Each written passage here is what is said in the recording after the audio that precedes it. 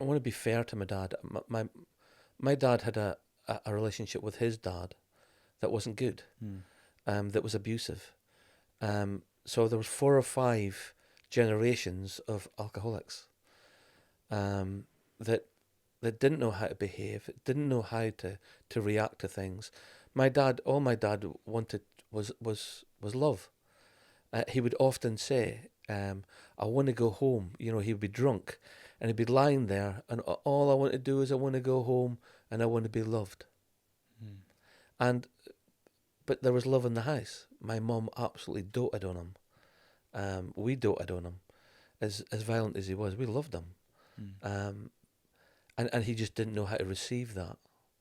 So although my dad was an alcoholic, although he beat us up at the times, I understand that it wasn't all, he's a horrible person, because he wasn't a horrible person as in such.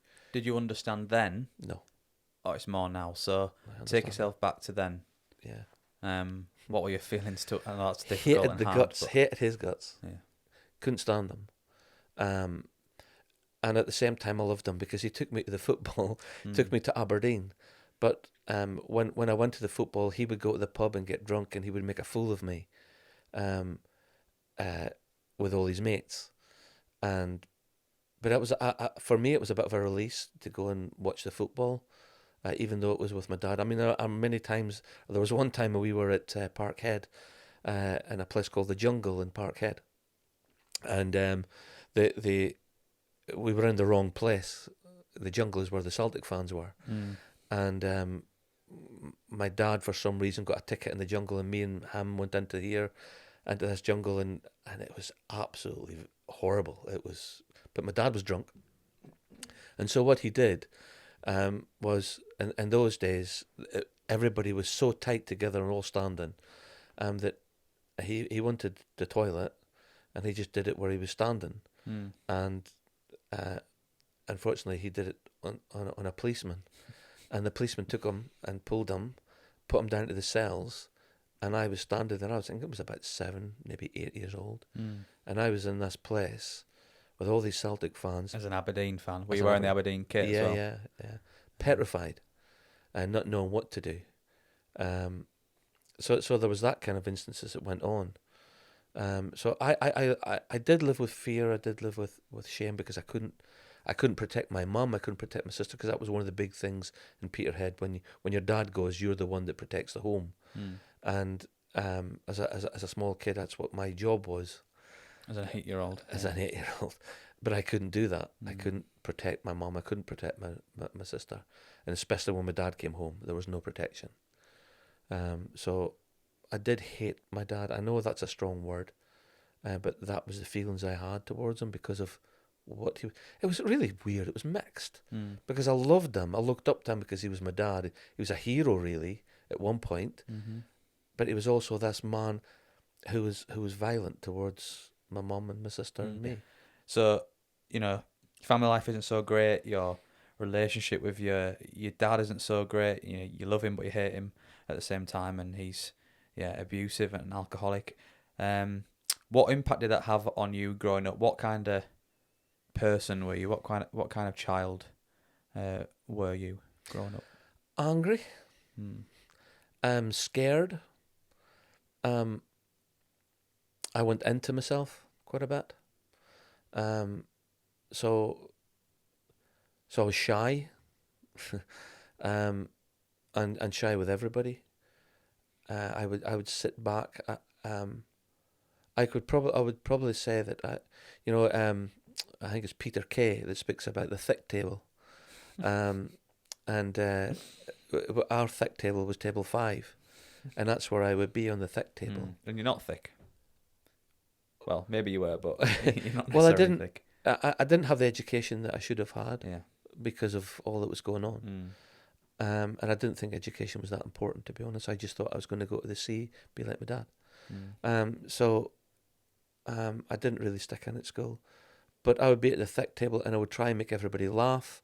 I would be the joker in the thing, even though I was shy. It was really weird. In the big group scenario, you sort of flourished, but if it was Yeah. smaller conversations. One-to-ones I wasn't very good at. Do you think that was because of you didn't have a high sort of self-image? Yeah. Yeah.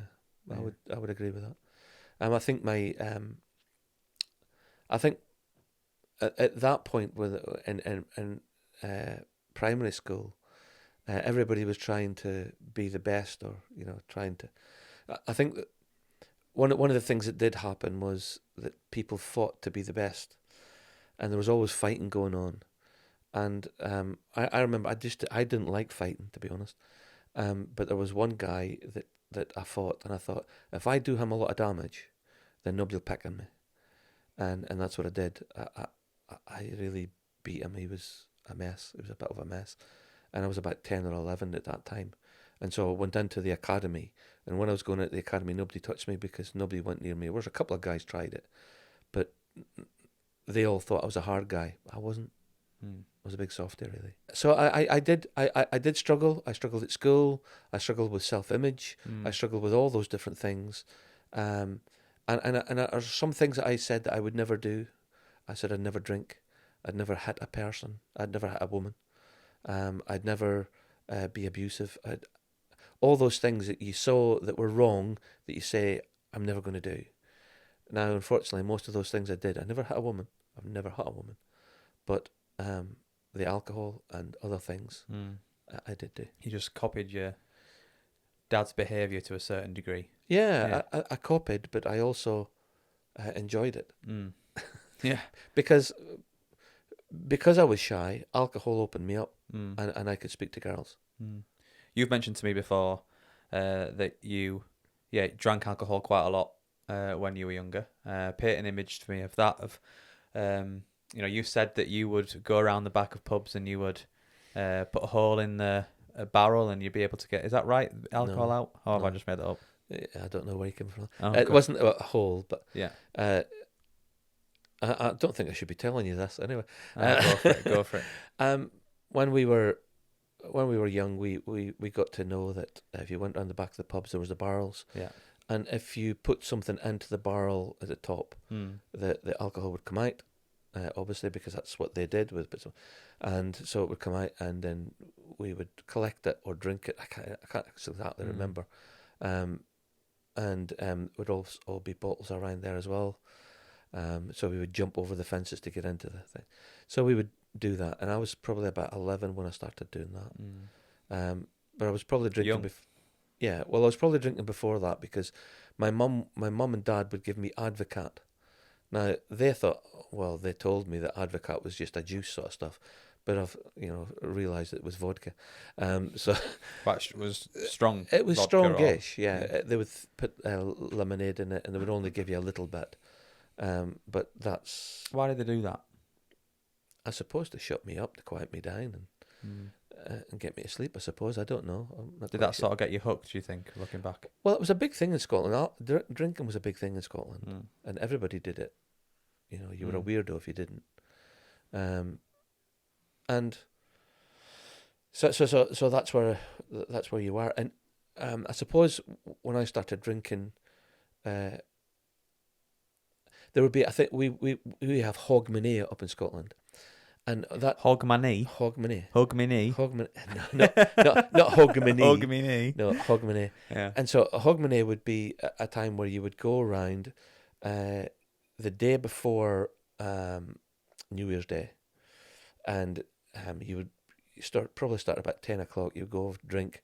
You'd probably be drunk before you went to anybody's house anyway, and then you would go, and it would be after 12 o'clock, and you go to somebody's house, and you get Happy New Year, and they would take you in, they would give you food, and they would give you drink. And it didn't matter how old you were, everybody had a drink. Yeah. Because everybody was drunk, so they didn't really think about that. And so for maybe 4 or 5 days, you would be going to people's houses, and you'd be sleeping in people's houses, because you wouldn't go back home, you'd just be drunk, especially when you were young. So we would go around in gangs, and we would go to people's houses, and they would feed you, and you would get drink, and you'd sleep there, sleep it off, and then start again. So yeah, that would be the pattern. Maybe a week a drinking, and I suppose that's where I got my I wouldn't say that I was addicted to alcohol, but I was drinking heavily, gradually getting worse and worse.